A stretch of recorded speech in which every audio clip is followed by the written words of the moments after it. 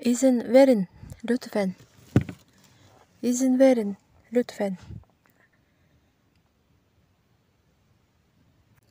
Çok naziksiniz. Çok naziksiniz. Çok memnun oldum. Çok memnun oldum.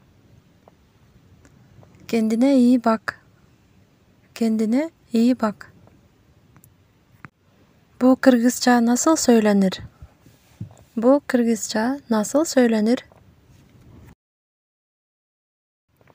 Siz Kırgız mısınız? Siz Kırgız mısınız? Sen ne istiyorsun? Sen ne istiyorsun? Sen nereye? Sen nereye?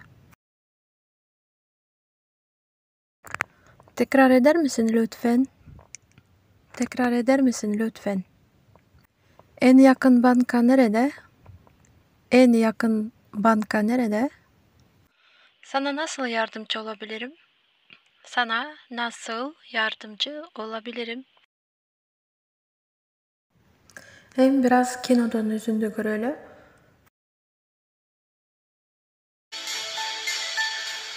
Yani o kızınla ne işi var senin yanında? Ha? Bir de abimle evlenecek.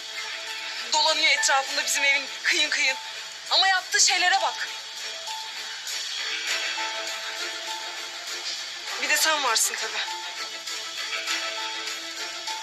Ya kıskanıyorum seni. Olamaz mı? Kavrayışın yok. Agar kanal sizlarga yoqqan bo'lsa, jana payda olib kelgan bo'lsa, qattiq etingizdir. Quvonchda bo'laman.